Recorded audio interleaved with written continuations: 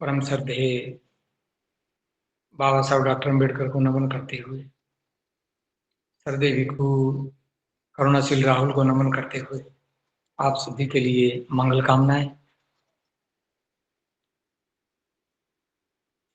आज का जो विषय बुद्धिस्ट रिसर्च सेंटर अलीगढ़ की ओर से जो हमें सभी को मिला है, निश्चित तौर पे यह बहुत महत्वपूर्ण है। और जो 18 मार्च 1956 को बाबा साहब अम्बेडकर आगरा में आए और वहाँ पे श्रद्धेय भिक्खु करुणाशील राहुल के कुशल नेतृत्व में लंबे समय से धम्म कारवां का आयोजन हो रहा है और अलग अलग तरीके की थीम लेकर के हर साल श्रद्धेय भंते जी इसमें अपनी प्रस्तुति देते हैं। और 18 मार्च का भाषण, जिसकी हम कोई लाइन कहीं कहीं सुनते थे, श्रद्धेय भंते जी ने 18 मार्च को स्थापित किया और देश में लोग 18 मार्च को जानने लगे। और विशेष करके आगरा के अंदर लगातार इस प्रकार का प्रोग्राम, तो ये अपने आप में एक बहुत अद्भुत है और हमारे लिए ये महत्वपूर्ण भी है। वैसे तो बाबा साहब अम्बेडकर ने पूरा जीवन जो आंदोलन किया और अपने वक्तव्य दिए, समाज को मार्ग दिया, समाज को सचेत किया, तो अभी तक यदि हम देखते हैं तो विशेष करके जो मैं महसूस कर रहा हूं कि बाबा साहब अम्बेडकर के दो भाषण ऐसे हैं जिनको लेकर के कोई एक व्यक्ति विशेष बाबा साहब के कहे अनुसार अपनी सरकारी नौकरी छोड़ करके और जो भी उस भाषण में बाबा साहब अम्बेडकर ने जिम्मेवारी लगाई, उस जिम्मेवारी को पूरे करने में अपना समय लगाया और अपना जीवन लगाया, समय के साथ साथ जीवन लगाया। तो उसी पे मैं थोड़ा सा जिक्र करना चाह रहा हूं ताकि आप 18 मार्च को ठीक से समझ पाओ। जैसे हम एनिलेशन ऑफ कास्ट को देखते हैं, जो बाबा साहब अम्बेडकर का बहुत महत्वपूर्ण भाषण रहा, जो लाहौर में देना था और वो दिया नहीं गया था, उसी भाषण को मद्देनजर रखते हुए साहब कांसीराम ने पूरे देश में आंदोलन किया और उसमें जो भी करने के लिए कहा, साहब कांसीराम ने उस पर काम किया और देश के सामने एक नई शुरुआत की। जिन लोगों को वोट की कीमत का नहीं पता था, वोट को एक पर्ची समझते थे, कोई जिम्मेदार नहीं थे वोट के प्रति, तो माननीय कांसीराम जी ने बाबा साहब अम्बेडकर का लिखा हुआ वो भाषण एनिलेशन ऑफ कास्ट, उसमें जैसा जैसा बाबा साहब अम्बेडकर ने कहा था वैसा वैसा कार्य उन्होंने किया। आज हम विशेष करके 18 मार्च की बात कर रहे हैं, तो इसमें जैसे जो सबसे जो मुख्य बात है तो वो इसी प्रकार है कि श्रद्धेय भंते जी ने 18 मार्च को क्यों चुना। क्यों 18 मार्च को? यहाँ शुरू शुरू में लगभग 200-250 लोग थे और यहाँ पे धम्म कारवां निकाला। इससे पहले पलवल में श्रद्धेय भंते जी ने धम्म कारवां निकाला, जहां से धम्म कारवां की शुरुआत हुई पलवल हरियाणा से। 18 मार्च का महत्व क्या है? 18 मार्च में क्या था? जो भाषण बाबा साहब अम्बेडकर ने 18 मार्च को आगरा में दिया, उस भाषण में जो भी ड्यूटी बाबा साहब अम्बेडकर ने उस समय के लोगों की लगाई, जो सुनने वाले थे और जो समाज के अग्रणी थे, जो समाज में काम कर रहे थे, उनकी जो ड्यूटी लगाई, सरदेव विक्रु, करुणाशील राहुल ने उस भाषण को अच्छे से देखा, पढ़ा, उसको समझने का प्रयास किया, और तभी सरदेव भंते जी ने आगरा के अंदर ये धम्म कारवां की शुरुआत की है। तो इसके मैं शुरू में जो पहली बात है, ऐसा क्यों हुआ, सरदेव भंते जी ने इधर रुख क्यों किया, और इस दिन को एक संकल्प दिवस के रूप में भी और एक प्रेरणा के रूप में भी इस दिन को सरदेव भंते जी ने लिया। 200-250 से लोगों से लेकर के आज हजारों की संख्या में, लाखों की संख्या में आगरा के अंदर लोग आते हैं 18 मार्च के दिन। चाहे 2 जगह प्रोग्राम हो, 3 जगह प्रोग्राम हो, जहां भी हो, लेकिन लोग 18 मार्च की ओर आकर्षित हुए। बाबा साहब अम्बेडकर ने जो 18 मार्च 1956 को जो आगरा में भाषण दिया, उसमें एक बहुत महत्वपूर्ण बात जो आम व्यक्ति अपने भाषणों में दोहराता है, और मिशन के अंदर वो बातें बहुत महत्वपूर्ण है। बेशक पूरा भाषण कोई ना जानता हो, लेकिन एक लाइन को सभी लोग जानते हैं, जिसमें बाबा साहब ने कहा कि मैं देख रहा हूं कि मेरे चारों ओर कलरकों की एक भीड़ इकट्ठी हो गई है।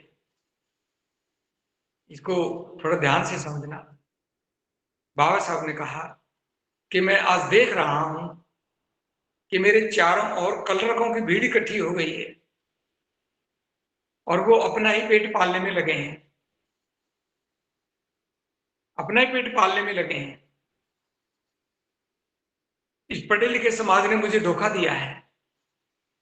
ऐसा बाबा साहब ने इस भाषण में, ये जो हमारे पास लिखित है, इसमें ये लिखा हुआ है कि पढ़े लिखे लोगों ने मुझे धोखा दिया।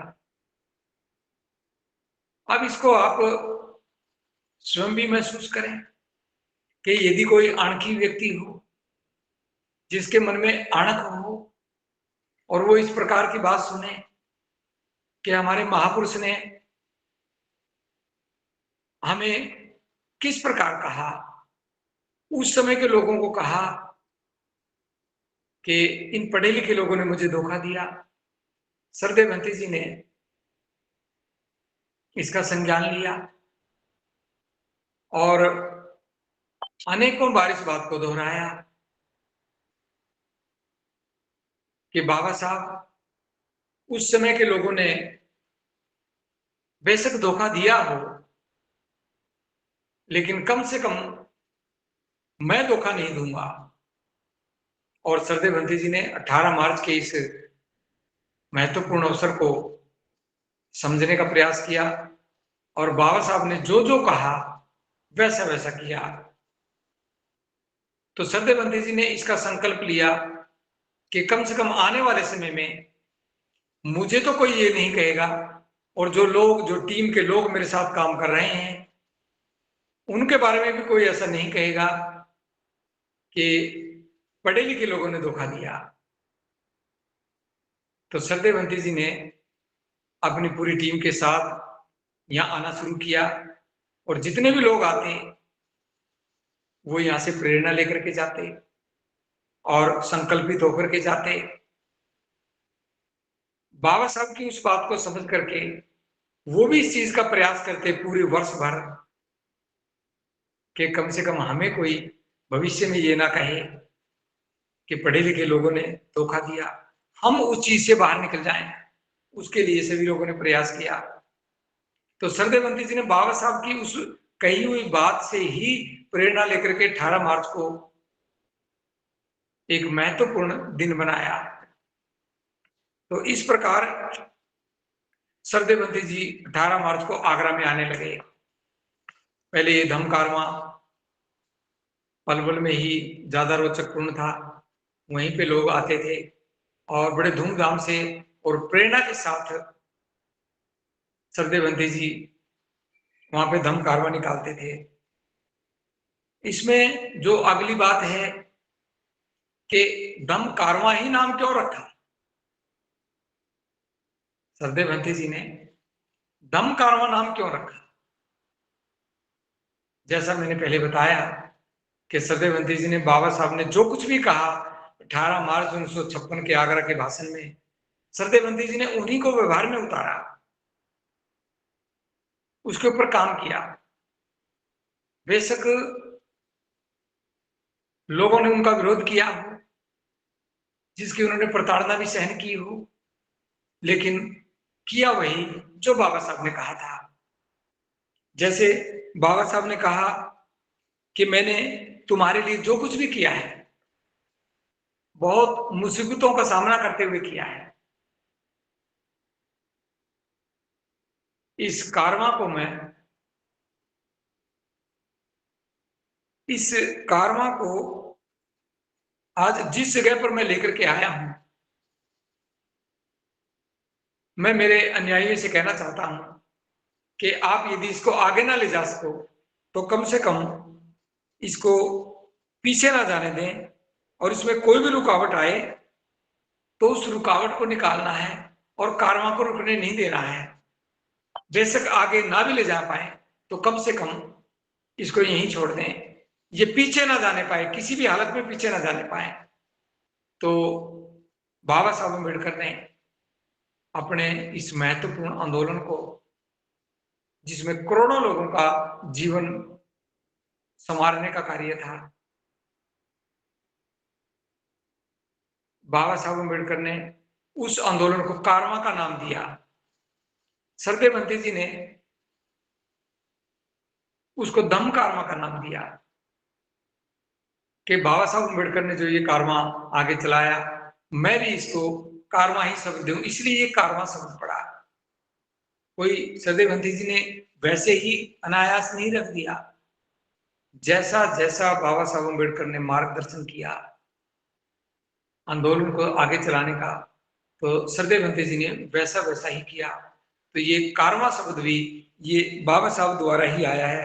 मैंने तुम्हारे लिए जो कुछ भी किया है वह बेहद मुसीबतों, अत्यंत दुखों और बेशुमार विरोधियों का मुकाबला करके किया है। ये कारवां आज जिस जगह पर है उस जगह पर मैं इसे बड़ी मुसीबतों के साथ लाया हूं। तुम्हारा कर्तव्य है कि ये कारवां सदा आगे ही बढ़ता रहे, बेशक कितनी भी रुकावटें क्यों न आए। यदि मेरे अनुयायी इसे आगे न बढ़ा सकें तो इसे यहीं छोड़ दें, पर किसी भी हालत में इसे पीछे न जाने दें। आप लोगों का को मेरा यही संदेश है। और सरदेव बंती जी ने इस संदेश को स्वीकार किया और इसको इस चैलेंज को भी स्वीकार किया कि मैं किसी भी हालत में इस आंदोलन को, इस धम्म कारवां को, इस कारवां को जो बाबा साहब का महत्वपूर्ण आंदोलन है, इसको मैं वापस नहीं जाने दूंगा। बाबा साहब अम्बेडकर ने इसी भाषण में एक और भी बात कही कि बाबा साहब कहते हैं कि जो ये धम्म का मार्ग है ये मैं आपको दे रहा हूं। आपके ऊपर जो जुल्म जाति होती हैं वो एक धर्म के कारण होती है। एक धर्म विशेष में आप हैं तो उसमें आप अछूत हैं, तो मैं आपको ये धम्म दे करके जा रहा हूं। तो इसलिए आज से इसमें बाबा साहब कहते हैं, मैं एक्चुअल शब्द इसलिए आपको पढ़ करके बता रहा हूं ताकि हमें किसी प्रकार का संदेह ना रहे कि कहीं भंते जी कुछ अपनी तरफ से तो ना कह रहे हैं।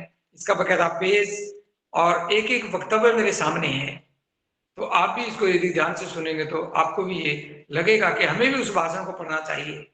और जब 18 मार्च हो तो निश्चित तौर पे जगह जगह पे जाकर के हमने 18 मार्च का भाषण पढ़ना चाहिए। हर जगह हमें इस वक्तव्य को देना चाहिए, इसका संज्ञान लेना चाहिए। बाबा साहब इसमें लिखते हैं, भाइयों और बहनों, मैं आपको धार्मिक मंच देने जा रहा हूं। धर्म के बिना हमारा आंदोलन जीवित नहीं रहेगा। हमारा अपमान इसलिए होता है कि हमारा अपना कोई धर्म नहीं है। हिंदू इसलिए हमें अपना बताता है क्योंकि उसका स्वार्थ केवल अपनी संख्या बढ़ा चढ़ा करके ही बताने के लिए है। तो बाबा साहब अम्बेडकर इसमें कह रहे हैं कि मैं आपको ये धम्म दे करके जा रहा हूं। और आगे भी बाबा साहब ने वक्तव्य के अंदर बहुत बार इसका जिक्र किया है। किस किस प्रकार से इसका जिक्र किया है हम आगे जिक्र करेंगे। तो सरदेवती जी ने भी इस धम्म के मार्ग को चुना और 2006 में मान्यवर साहब कांशीराम का जब परिनिर्वाण हुआ, उससे मात्र कुछ दिन पहले ही सरदेवती जी ने शिविर लिया और सरदेवती जी के हाथों ही साहब कांशीराम का जो अंतिम संस्कार जो होता है, उन्हीं के वहां मौजूदगी में, उन्हीं की देखरेख में मान्यवर कांशीराम जी को मुखारविंद अग्नि दी गई। तो इस प्रकार सरदेवती जी ने धम्म के मार्ग को चुना। आगे बाबा साहब कहते हैं कि जिस धर्म को मैं आपको दे रहा हूं वह मूलतः धम्म है, उसका आधार बहुजन हिताय बहुजन सुखाय है। इसमें आत्मा परमात्मा का कोई स्थान नहीं है, स्वर्ग नरक का भी इसमें कोई झगड़ा नहीं है। आप इसको थोड़ा सा और समझें कि जो बहुजन हिताय बहुजन सुखाय का जो ये महाकाणिक बुद्ध का दिया हुआ जो वक्तव्य है, जो फार्मूला है, उसी के ऊपर बाबा साहब ने भी उसी बात को दोहराया और मान्यवर कांशीराम जी ने भी उसी को दोहराया। तो इसी धम्म के कार्य को आगे बढ़ाने के लिए सरदेव भिक्षु करुणाशील राहुल ने भी धम्म को ही प्राथमिक स्थान दिया और इसके ऊपर अपना पूरा जीवन लगाया। जैसे साहब कांशीराम जी कहते थे कि बाबा साहब अम्बेडकर का जो वक्तव्य है, जाति का संपूर्ण विनाश, उसके माध्यम से मुझे मार्ग मिल गया है और अपना लक्ष्य मिल गया है जिसपे मैं अपना पूरा जीवन लगा दूं। और सरदेव महंती जी ने भी धम्म के लिए अपना पूरा जीवन लगा दिया। तो इस प्रकार बाबा साहब की इस बात को लेकर के भी सरदेव महंती जी ने लगातार काम किया। जैसे इसमें स्वर्ग नरक का झगड़े का जिक्र आया कि बौद्ध धर्म में स्वर्ग नरक का कोई झगड़ा नहीं, स्वर्ग नरक के लिए आपने कुछ भी करने की जरूरत नहीं। तो सरदेव महंती जी ने इसके ऊपर भी एक महत्वपूर्ण एक दस्तावेज निकाला है कि हमें स्वर्ग नहीं, हमें धम्म की सत्ता चाहिए। तो वो भी आपके सामने, आप उसको पढ़ सकते हैं। कभी भी देखें तो सरदेव महंती जी के जो लिखे हुए वक्तव्य हैं, जो दस्तावेज हैं, उसी में ये भी एक महत्वपूर्ण दस्तावेज जो स्वर्ग और नरक के बारे में दिया हुआ है, आप उसको पढ़ करके अंदाजा लगा सकते हैं कि बाबा साहब अम्बेडकर के कहे हुए एक लाइन पे सरदेव महंती जी ने पूरा का पूरा वक्तव्य लिख दिया और एक लिखित दस्तावेज तैयार किया ताकि लोग बाबा साहब की इस बात को समझ सकें। आगे जो बाबा साहब ने कहा कि जो ये बौद्ध धम्म है ये विश्व में सर्वश्रेष्ठ है, ये विश्व में सर्वश्रेष्ठ है, ये हमारे पूर्वजों का धम्म है। तो इसलिए ये सर्वश्रेष्ठ स्थान। और एक चीज और कही बाबा साहब ने इसमें, इस भाषण में एक और चीज कही कि भविष्य में जो धम्म का केंद्र बनेगा वो भारत बनेगा और पूरी दुनिया के अंदर जो धम्म फैलेगा, जो धम्म का जो चक्र है जो पूरी दुनिया के अंदर फैलेगा, उसका केंद्र बिंदु भारत होगा। इसमें मैं एक्चुअल लाइन पढ़ करके आपको बता रहा हूं, विश्व के धर्मों में इसका सर्वश्रेष्ठ स्थान है, वह भारत का गौरव है, इसकी अपनी सभ्यता और परंपराएं हैं। एक दिन यह धम्म विश्व धर्म होगा जिसका सर्वश्रेष्ठ स्थल भारत होगा। इसको मैं और भी, जब हम धम्म में शुरू में आए, सरदेव महंती जी को सुनने के लिए आते थे, तो बहुत ही जो सरदेव महंती जी के साथ फाउंडर मेंबर हैं धम्मभूमि के, और निश्चित तौर पे सरदेव महंती जी के साथ शुरू में लगे और आज तक वो सरदेव महंती जी के साथ कंधे से कंधा मिला करके प्रत्येक काम में महंती जी के साथ खड़े रहते हैं। कोई छुट्टियों की परवाह नहीं करते, कोई घर की परवाह नहीं करते, बस जैसे बंते जी का आदेश होता तो आज भी वो उसी प्रकार काम करते हैं, उसी स्पीड से काम करते हैं। जो गूगल मीट को चलाते हैं, विशेष करके जिनका जो संदेश होता है, जो पूरे उसमें जाता है, जो देश के अंदर, उसमें धम्म संदेश के नाम से जो आईडी है, तो निश्चित तौर पे धम्म संदेश जी एक बात कहते थे कि सरदेव बंते जी को आप सामान्य मत समझें, कि सरदेव बंते जी आज भारत में कुछ जगह पे धम्म का प्रचार कर रहे हैं, धम्म की स्थापना के लिए काम कर रहे हैं। एक दिन ऐसा होगा कि सरदेव बंते जी पूरे विश्व को संबोधित करेंगे, पूरे विश्व को। तो आज मुझे वो बात कम से कम भारत के संदर्भ में तो पूरी होती नजर आ रही है। और जैसे जैसे सरदेव बंते जी का जो आगे का जो जीवन बचा है, मुझे लगता है कि निश्चित तौर पे जरूर सरदेव बंते जी एक बार पूरे विश्व को संबोधित करेंगे। और जैसे वो समय आएगा, उसपे जो काम चल रहा है सरदेव बंते जी का, तो निश्चित तौर पे बाबा साहब अम्बेडकर का ये वक्तव्य भी पूरा होगा, ये बात भी पूरी होगी कि ये जो विश्व का धर्म होगा बौद्ध धर्म, और उसका सर्वश्रेष्ठ स्थल भारत होगा। तो उस समय तो क्योंकि सरदेव बंते जी का कहीं भी कोई नाम नहीं था, तो बाबा साहब ने जो बात कही, सिर्फ इसी भाषण से बात उठा करके सरदेव बंते जी ने इस पे काम किया। और निश्चित तौर पे ये काम बड़ी स्पीड के साथ आगे बढ़ रहा है। तो इसके ऊपर भी सरदेव बंते जी ने इस भाषण के अंतर्गत ही ये काम किया। तो बाबा साहब ने आगे जैसे नौकरियों पे जिक्र किया, जो नौकरी के ऊपर जिक्र किया, और सरदेव बंते जी ने बाबा साहब से प्रेरित होकर के अपनी नौकरी का भी त्याग किया। तो निश्चित तौर पे यह भी एक अद्भुत है, और बाकी और लोगों के लिए भी प्रेरणा का स्रोत बने कि किस प्रकार लोग अपनी नौकरी छोड़ देते हैं। तो बाबा साहब अम्बेडकर के आंदोलन को पूरा करने के लिए सरदेव बंते जी ने भी अपनी नौकरी को छोड़ा। और इसमें बाबा साहब अम्बेडकर एक बात और कहते हैं कि मैं इस नतीजे पर पहुंचा हूं कि बौद्ध धर्म दुनिया में ये महान है, इसके बराबर और कोई भी धर्म नहीं है। तो इस प्रकार बाबा साहब अम्बेडकर ने ये बात बिल्कुल स्पष्ट कर दी।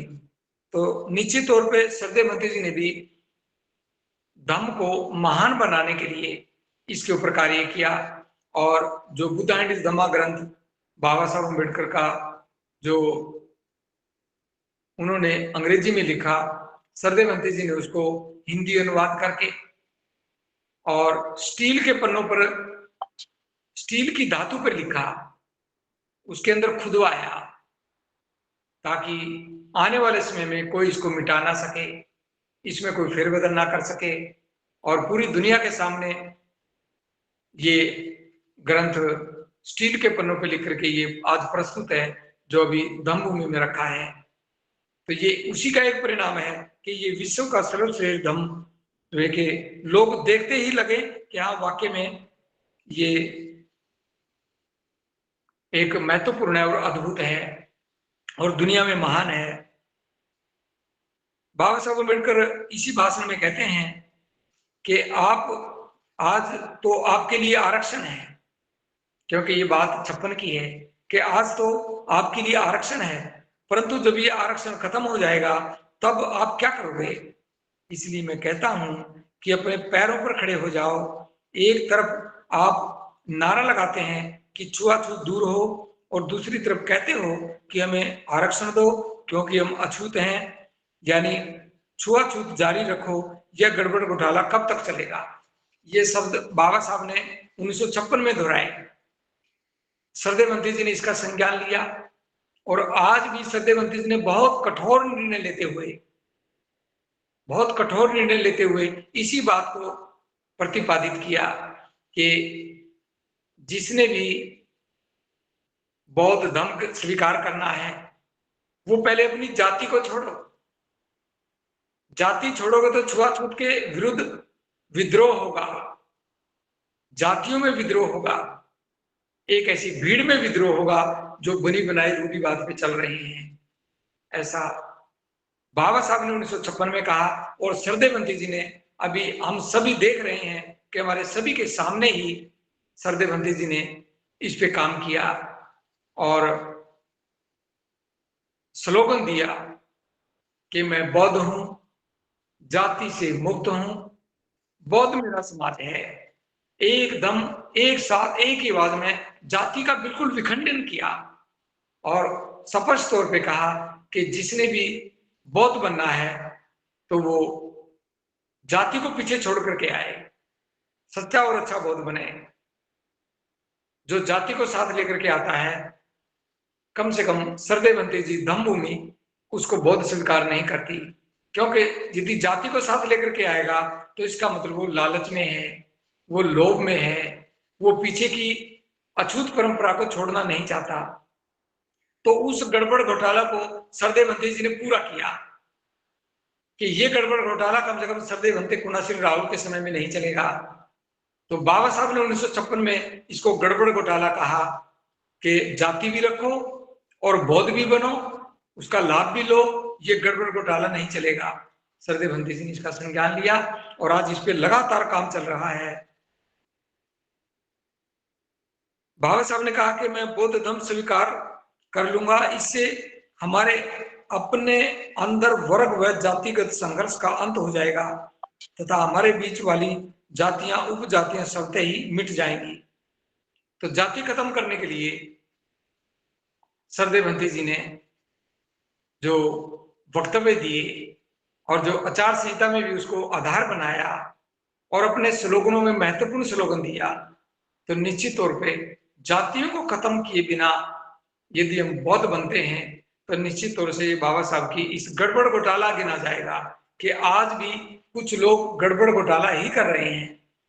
तो सरदेव हंती जी ने इसको रोका और निश्चित तौर पे अभी जैसे गूगल मीट में भी जैसे बच्चे वंदना करते हों, बड़े वंदना करते हों, सब सुख गाथा करते हों, तो वो इसी स्लोगन के साथ करते हैं कि मैं बौद्ध हूं, जाति से मुक्त हूं, बौद्ध मेरा समाज है।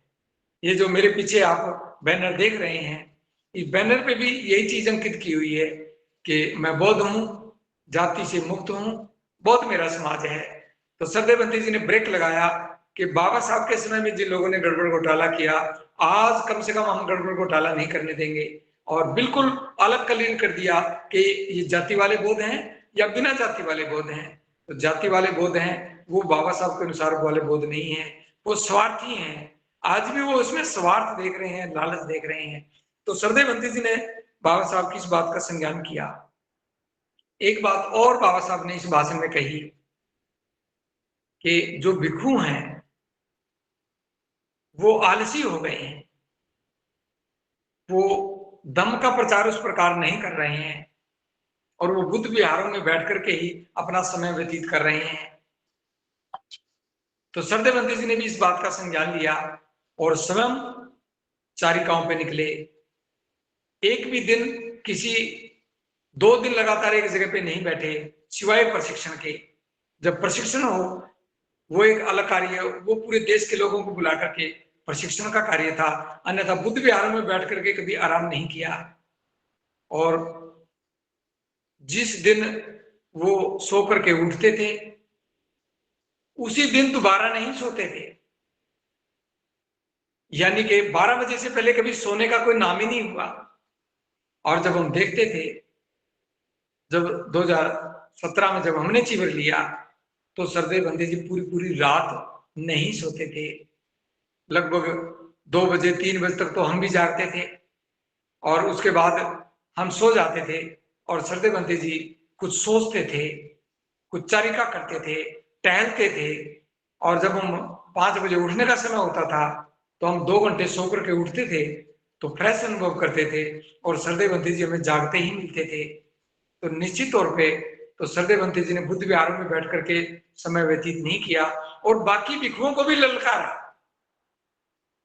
ललकारा मैं इसलिए कह रहा हूं कि जैसे ही सरदेव हंती जी ने ये कहा कि भिक्षु काम नहीं करते, भिक्षु संस्कारों में उलझे रहते हैं, भिक्षु किसी भी प्रकार का संस्कार ना करवाएं, वो सिर्फ धम्म देश ना करें और विशेष करके विवाह जैसे संस्कार से बाहर निकलें और किसी भी प्रकार से वो बुद्ध विहारों में बैठ करके संस्कारों का इंतजार ना करें।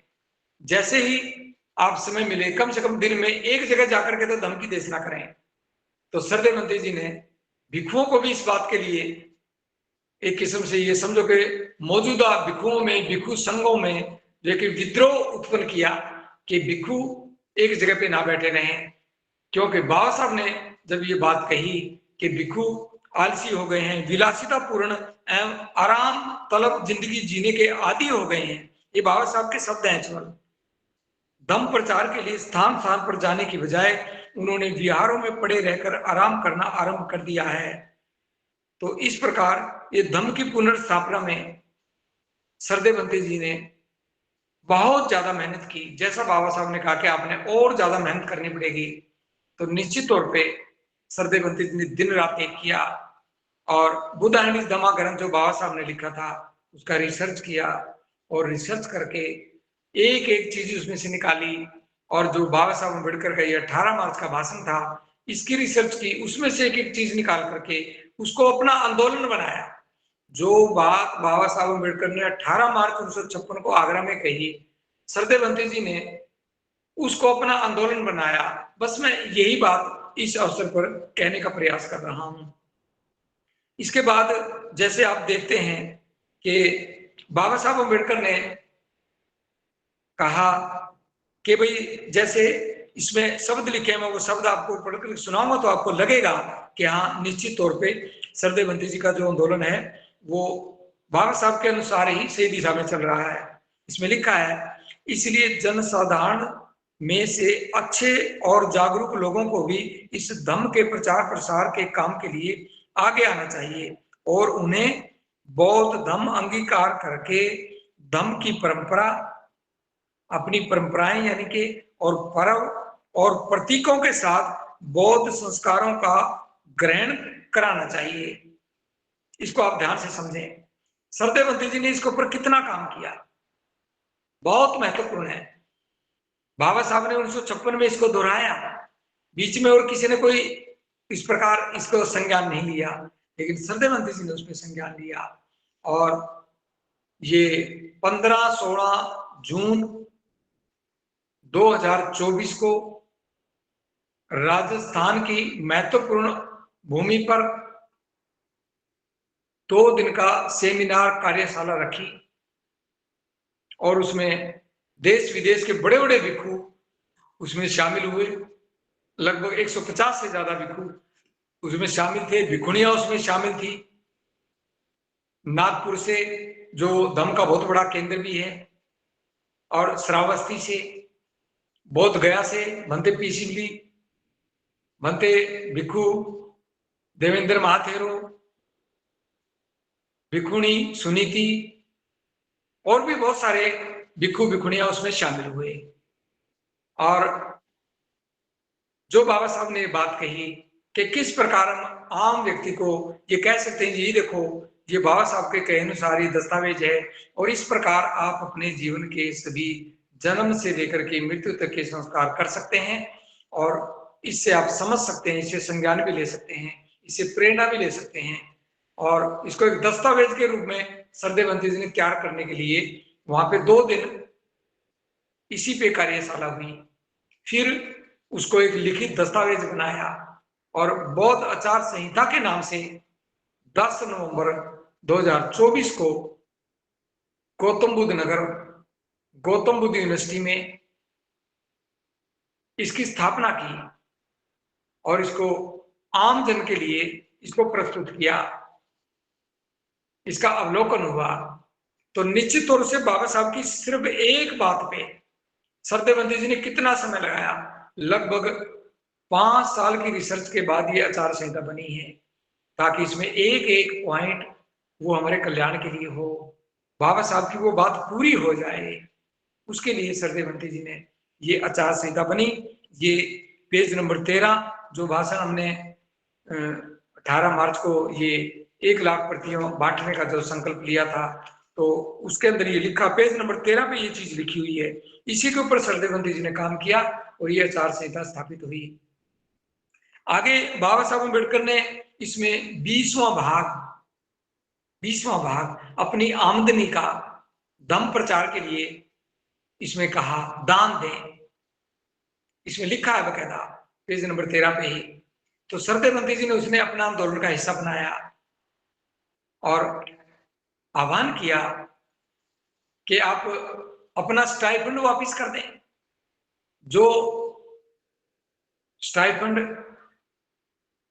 बाबा साहब के प्रयासों से हमें मिला और उससे हमें पढ़ने में जो हमारी दिक्कतें थी वो दिक्कतें दूर हुई और हम पढ़े लिखे और नौकरी मिली, तो कम से कम आप अपना जो ये वजीफा था, जो स्टाइपेंड था, वो समाज को वापस लौटाएं, समाज को वापस लौटाएं। तो इसलिए ये 20वां भाग के ऊपर भी सरदेवंती जी ने बहुत बड़ा कार्य किया और लगातार ये अनाउंस करते रहे कि ऐसे कौन लोग हैं जो आज भी बाबा साहब के कहे अनुसार अपनी आमदनी का 20वां भाग यानी कि 5% देते हैं। तो कुछ लोगों ने इसमें देना शुरू किया, तो सरदेवंती जी इसका लगातार आह्वान कर रहे हैं। तो निश्चित तौर पे ये बाबा साहब के द्वारा कहे हुए वक्तव्य पे ही कार्य है।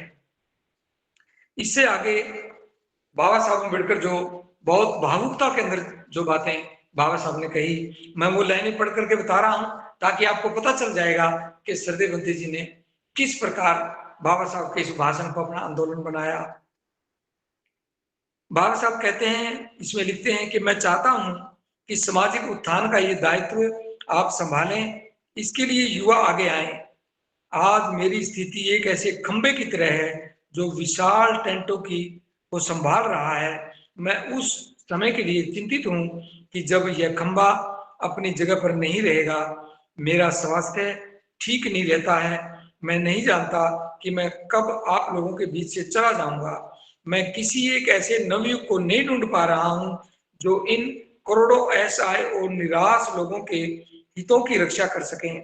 यदि कोई नौजवान इस जिम्मेदारी को लेने के लिए आगे आता है तो मैं चैन से मर सकूंगा।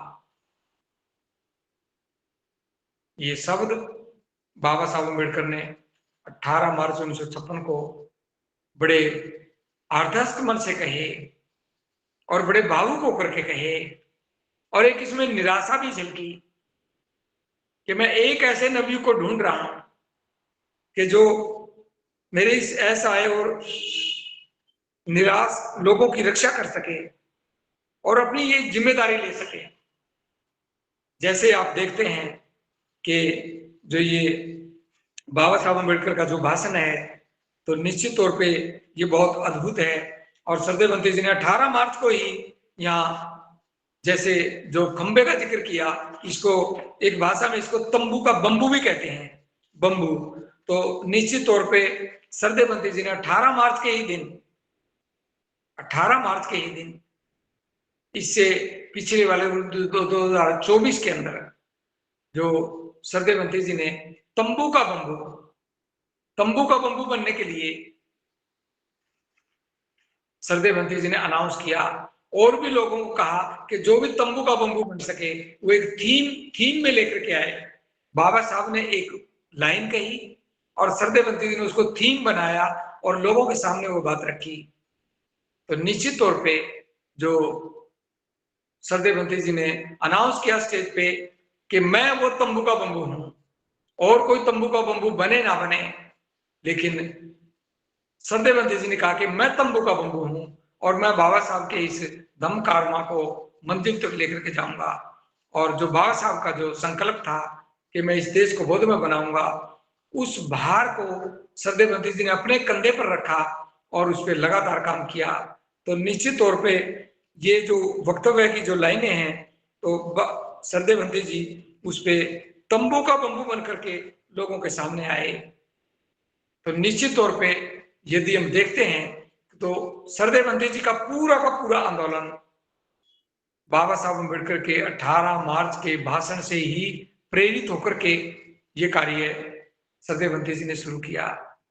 आज आप 18 मार्च का भाषण पढ़ें और उसमें से देखें कि जो जो बात बाबा साहब अम्बेडकर ने उस भाषण में कही, आज सरदेवंती जी उस कार्य को पूरा करने के लिए कितने दृढ़ संकल्पित हैं। एक एक बात को आंदोलन बनाया, एक एक बात पे लगातार काम किया और उसको आंदोलन का हिस्सा बनाया। तो निश्चित तौर पे आज आप इसको समझ सकते हैं, देख सकते हैं, स्वयं आप इसको अध्ययन कर सकते हैं कि सरदेव बंटी जी का आंदोलन किस दिशा में जा रहा है। बस एक भाषण ये पूरे के पूरे आंदोलन को प्रेरित कर रहा है। बस मैं आपसे एक बात कहना चाहता हूं, यदि आप इसका संज्ञान लेना चाहें, जैसे बाबा साहब अम्बेडकर ने इस भाषण में अपने पूरे जीवन के संघर्ष के परिणाम के बाद कहा, अनुभव के बाद कहा, आगरा में आकर के कहा कि इन पढ़े लिखे लोगों ने मुझे धोखा दिया और मैं एक ऐसे नवयुग को ढूंढ रहा हूं जो मेरे इस आंदोलन की जिम्मेदारी संभाल सके ताकि मैं चैन से मर सकूं। ये कितने मरहम के जो है के शब्द हैं, कितनी भावुकता के शब्द हैं। जब बाबा साहब ने कहे होंगे तो पंडाल क्या सोच रहा होगा।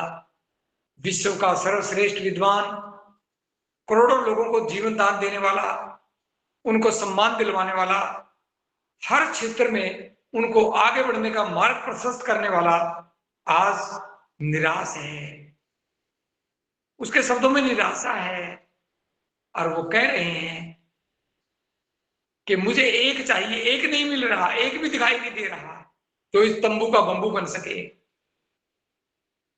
मैं आप सभी से एक बात कहना चाहता हूं, आप लोग जो कम से कम जो 18 मार्च को आते हैं और जो आज गूगल मीट सुन रहे हैं, आप कम से कम इस बात का संज्ञान लें कि आने वाले समय में, क्योंकि जीवन तो सभी का जाना है, इस दुनिया में किसी ने सदा सदी नहीं रहना है, एक दिन हमने भी इस दुनिया से जाना है।